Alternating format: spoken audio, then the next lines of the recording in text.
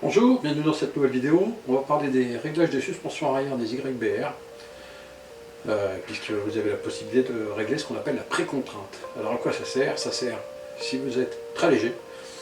Il y a 5 positions d'origine. La position normale, c'est la position 2. Je vous montrerai après tout à l'heure dans un gros plan. La position 1, elle ne sert que si vous faites 45-50 kg et que vous trouvez une suspension arrière un peu dure. Attention, si vous réglez trop souple par rapport à votre poids ou le chargement, vous pouvez avoir sur un talonnage, une bosse, un truc comme ça, le pneu qui va venir toucher le garde peau à l'arrière. Donc c'est pas terrible. Les autres positions, 3, 4, 5, ça sert si vous êtes plus lourd, si vous avez des bagages ou des choses comme ça. En règle générale, suivant le chargement, je fais 85 kg, suivant le chargement quand je pars en road trip, s'il est plus ou moins long, je suis souvent entre le 3 et le 4. Le 5 c'est vraiment si vous avez emmené 2 personnes et si vous avez beaucoup de bagages. Si vous êtes 2 personnes, je vous rappelle déjà que la charge maxi sur un YBR c'est 200 kg. À moins de faire 45-50 kg chacun, il vaut mieux vous mettre en 3 ou 4 aussi. Et là peut-être voire 5 si vous êtes 2 beaux bébés de 80 kg, parce que là on commence à approcher du maxi. L'autre avantage de pouvoir régler cette précontrainte,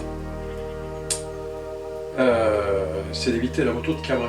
Si vous êtes trop souple et que la moto est très chargée, vous avez tout le poids qui est à l'arrière, la moindre côte, le moindre truc, vous allez avoir l'avant qui a tendance à se décoller. N'oubliez pas que c'est une moto qui est très légère.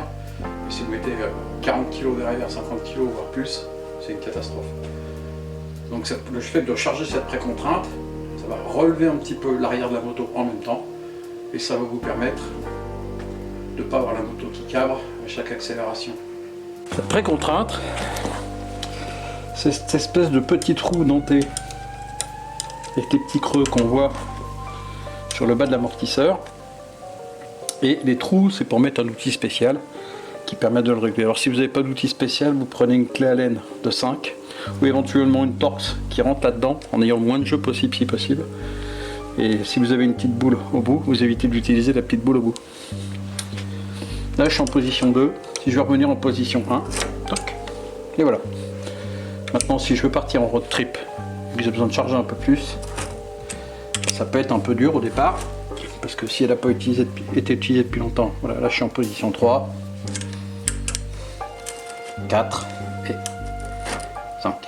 Alors 5, c'est 2 gros bébés, vous avez des bagages ou des trucs comme ça. Donc ça sert à rien.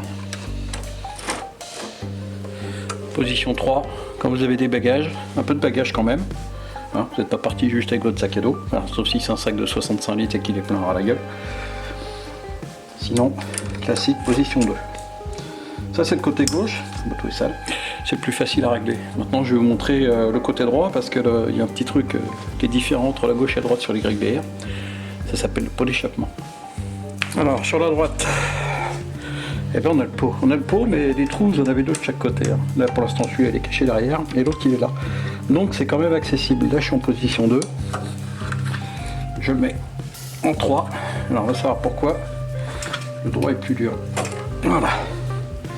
Et ainsi de suite, on peut tourner en 4.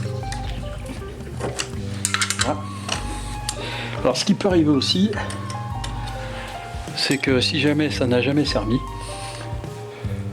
en fait ça peut être un petit peu grippé. Donc vous pouvez balancer une petite goutte de dégrippant entre le rebord qui est là et l'amortisseur. Vous verrez qu'il y a un petit espace entre les deux. Vous mettez une goutte de dégrippant, vous le faites bien circuler un peu. Et comme ça après vous serez tranquille, vous pourrez les régler plus facilement. Voilà. Et maintenant, vous savez comment régler la précontrainte sur votre amortisseur arrière. Et si c'est bien réglé, la moto ne se cabrera plus.